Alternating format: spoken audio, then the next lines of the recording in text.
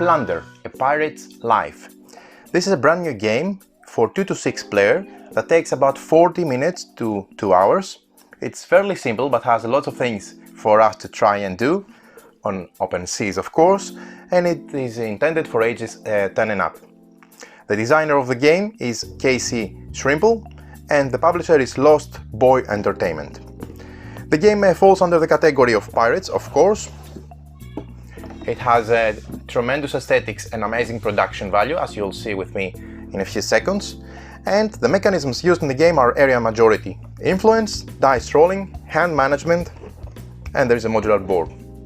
I always love pirate games, and this seems to be one of those that comes with great production and lots of interaction between players. So let's see what we find inside the box.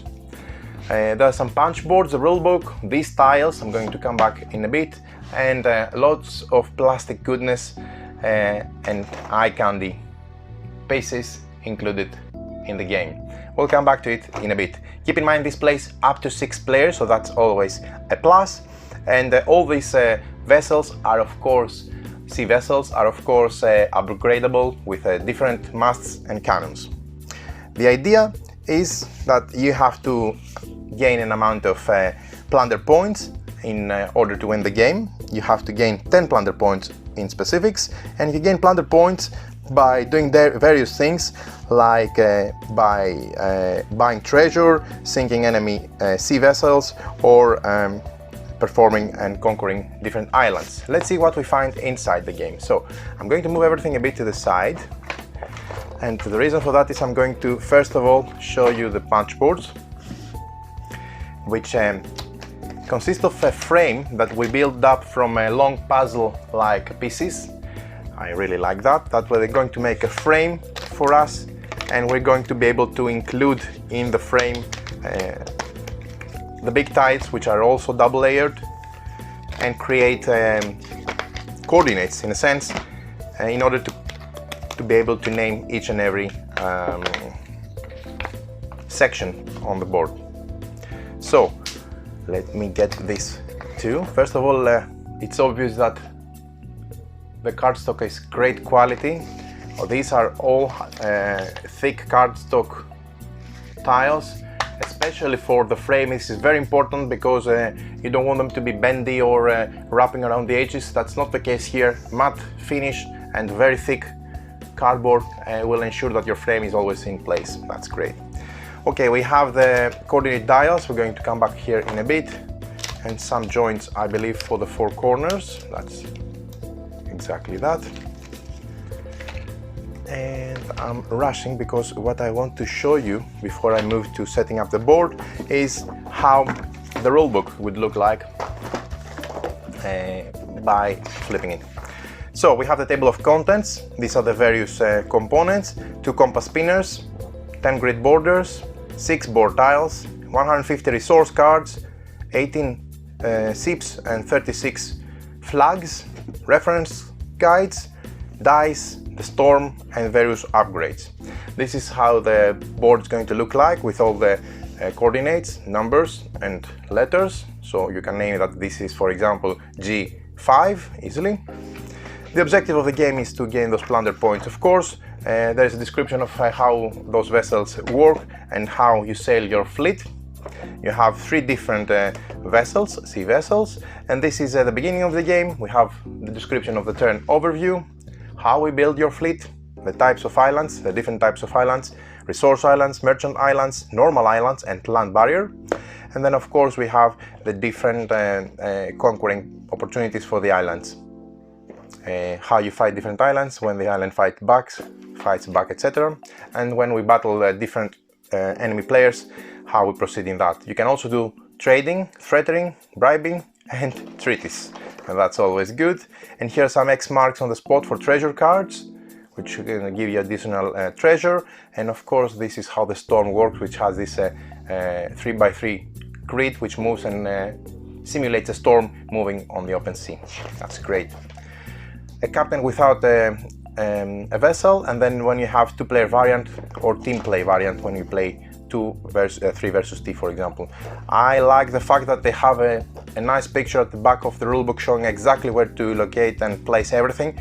This is what the publisher should be doing, and credits to Lost Boy Entertainment for including such a picture. That's the correct way. And of course a very valuable game overview at the back. Okay, coming back to, first of all, the box is very thick and good quality. Box means that it's going to be durable and sturdy on your bookshelf, no wearing or tearing. So what you do here, of course, is you have to make some sorts of frame. I'm not going to include everything, just to show you how this will look.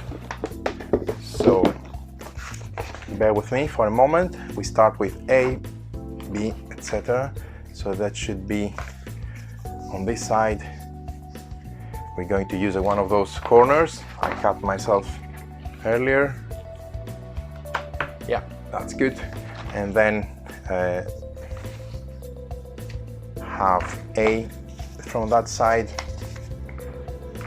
Yeah, A, B, C, D, E, F, E, F, G, H, and I, J, K, L. I think I'm having this correct. This should be the alphabet, right? And the board is quite big, so you need some space, but fortunately you don't need a lot of space in front of you, so it's not going to be one of those boards slash games that you know, consume the whole table. That's good. Okay, so you get the idea. You're going to put all those around to make a frame, and then you're going to include those sections here in order to make a nice 2x3 vessel, C-map, sorry, where you're going to position all of your fleets and have your conquests and battles, etc. This looks very, very nice.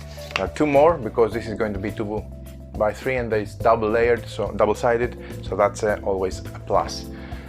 Great. So of course you need 4 of those corners for each in one of those corners. There are 6 player aids, 1 for each player. So again, 2 thumbs up for the publisher, because they used thick cardboard for those player boards, for those player aids. You have some information on the back, and then the different allocation of the cards, the cost, what you need to do each upgrade, etc.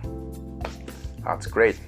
Okay, now moving forward, we have 4 X marks for the spot tokens, which are those, to mark specific X locations on the map.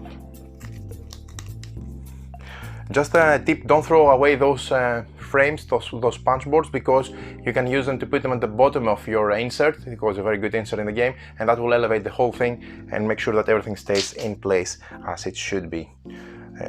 I always check that before throwing away cardboards. Okay, so that's that. Then we move to what we find inside the box, which is, and I'm very happy to say so, these amazing pirate vessels. They are gorgeous, very thick and chunky, and have holes for pegs that they're going to go in as an upgrade for the various masts, the various cannons and the crew. And this is really awesome. As you can see, I like the fact that they are a bit square, you know, not very long. That means that they fit nicely in the locations there. I need to check if facing is an issue here or not, I'm not sure. But you also have the various flags, 36 flags, where I believe you put them on the islands you have conquered, if I'm not mistaken, by placing them like that. Of course, you see the video top side, so it should look something like that when you get control of various islands. And you have flags and 3 vessels in each of the colors of the 6 players. The colors are nice: black, brown, green, purple, yellow and red. There you have it. We have some cards, some more cards, some more cards for the resources. It's a lot of cards. And then we have the dice of the game that are used for the battle. Nice, luxurious style D6. Okay. Then we have the masts, the crew, and of course we have the cannons. Yay! This emulates the storm when this is over a grid 3x3 and this is moving like that. This is the storm moving, and that has a lot of impact on the way the waters behave. So, for example, you can see that each of those vessels has, let me show you here, it can take up to 2 masts, if I'm not mistaken. Yeah, and you can have also additional, let me see if I'm positioning them correctly, you can have crew at the back and cannons in the front. That means that this is our crew. They're wearing tiny little hats as well. This is really cute.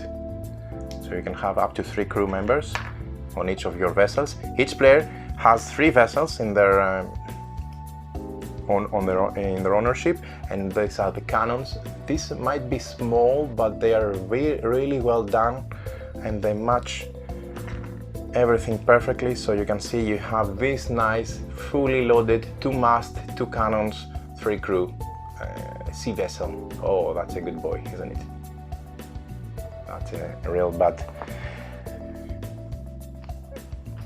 pirate ship. So that's really good, because you're going to have different stages. So you may have a very strong pirate ship, or you may have a very weak or a moderate one, depending on the upgrades and the things that you spend to upgrade them respectively. But in any case, you can imagine that if you play a team game or a 6-player game, that will mean that lots of vessels will be on open sea, and that should look awesome. The next thing we have here are the 2 spinners for the coordinates. The game calls them compass spinners, and we have those spinner pegs, spinner arrows that we put here in order to spin, of course, and get a random letter F and a random number, which combined will give us the specific coordinates. F8 should be somewhere here. It's here exactly. There you have it. Of course, this changes from the way you see overhead, but you can go and read the numbers on the top and the letters on the right, and then make a grid and calculate the exact position of the compass each time. This is a really good system. I like it, and it gives a very easy way to determine random sections on the board. That's great. Okay, so again, you're seeing only 4 of the 6 double-sided layers. Now, let's see those cards. I'm going to dump everything here so you see all the different colors. The green is nice as well.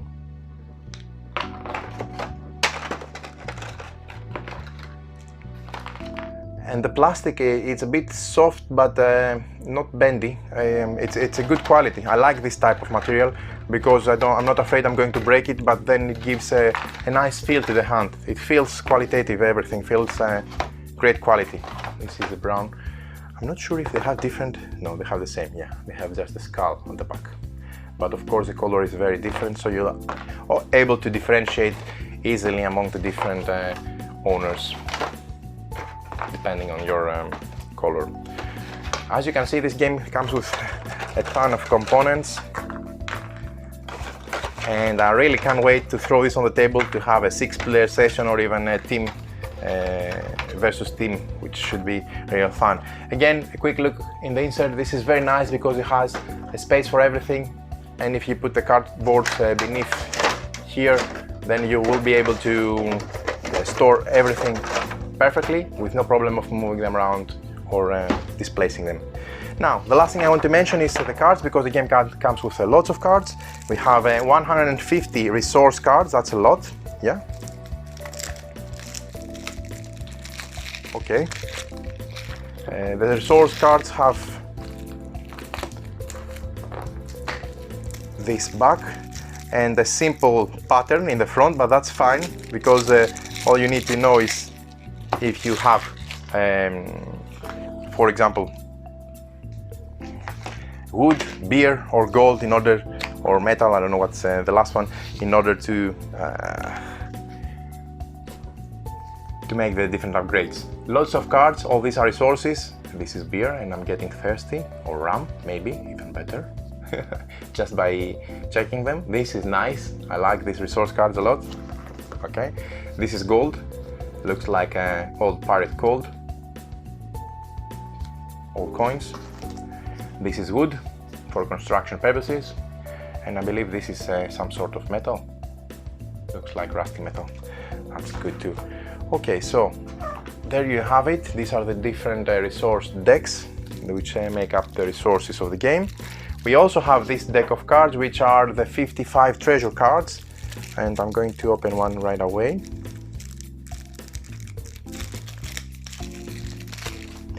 There are 55 different cards. Quality is okay, it's good.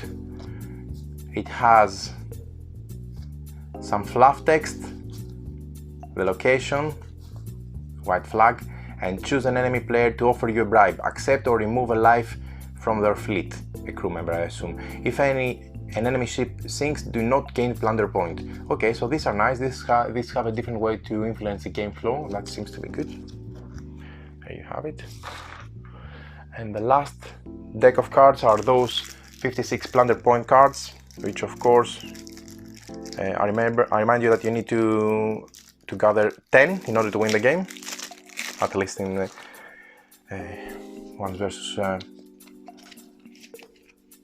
versus mode. Okay, these are plunder points. These just have the purpose of counting points, so consider them as victory points. 1, 2, 3, 4, 5, 6. I need another 4 and I win the game. So there's that. Lots of components in this game, but above all, I really like the way the map is laid out, the different upgrades, and the way these amazing pirate vessels look like. These are gorgeous, and I can't wait to have my own fleet of 3 of those and try to make fame and riches for my name. So there you have it. This is Plunder, a pirate's life. We're going to follow up with a how to play video, so stay tuned.